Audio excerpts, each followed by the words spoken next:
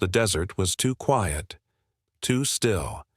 Captain Aria Cole felt it before she saw it, that gut-deep chill that every pilot learns to trust.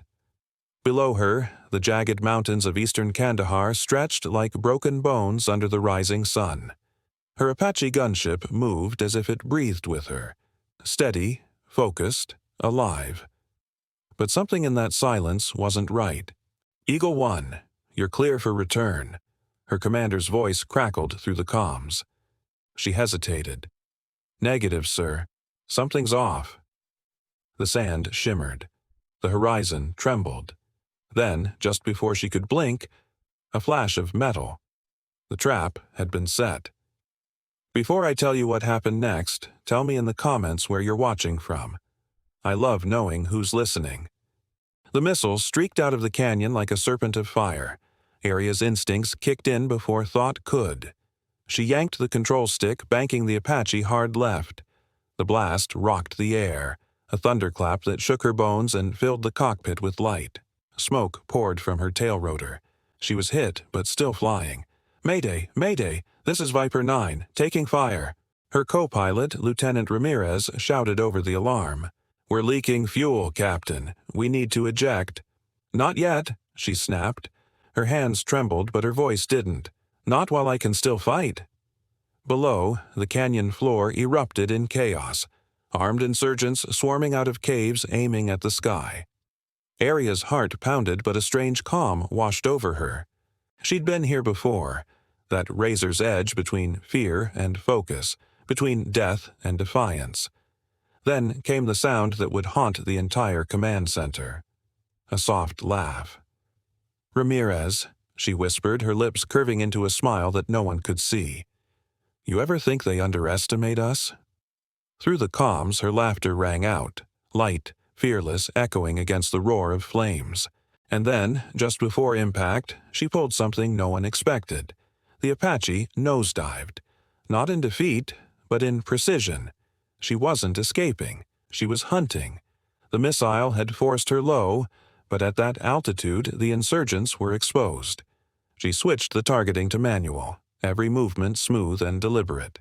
Bullets sprayed upward, tracer lines carving the air, but Aria's counterfire was faster, surgical, devastating.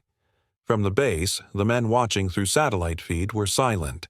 Even the commander, a man who'd seen 20 years of combat, whispered under his breath, "She's not flying a helicopter. She's conducting a symphony." But it couldn't last. Her rotor faltered. The controls stiffened. The Apache dipped again, alarms blaring. Ramirez yelled, "We've got seconds." "I know," she said softly. Then, through the static, her voice came calm, almost playful. "Then, let's make them count." She flipped the Apache into a controlled spin, the kind of move pilots only attempt in simulators, never real life. The gunship's tail swung like a blade, taking out the last enemy truck before she pulled the eject lever. The chopper exploded behind them, fire painting the dawn sky. 2 parachutes bloomed like fragile flowers above the flames. They hit the sand hard. Aria's shoulder cracked on impact, pain searing through her arm. But she was alive. So was Ramirez. In the distance, the wreckage still burned, and for a moment it looked like the sun itself had descended to the desert. When the recovery team found them hours later, Aria refused the stretcher. Her flight suit was torn, her skin streaked with soot, but her eyes burned brighter than ever. The commander met her halfway, disbelief and relief tangled in his expression. "Cole," he said, voice rough, "you disobeyed direct orders. You went back into the canyon." She straightened, her body trembling but her tone steady. "If I hadn't, sir, they would have hit the convoy heading north. We weren't the target. They were. Someone had to stop them." He studied her for a long moment. "And that laugh, Captain, just before the feed cut out?" Aria smiled faintly. "Guess I wanted them to know fear wasn't invited." In the weeks that followed, word of her mission spread across bases like wildfire. Some called her reckless, others called her a hero.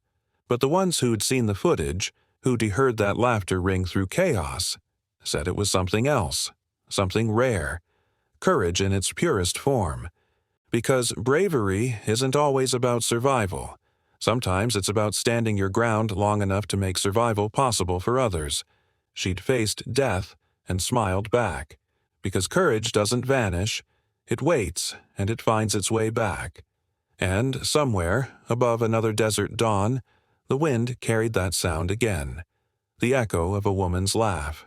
Light and fearless, reminding the world that even in the face of fire, some spirits don't break.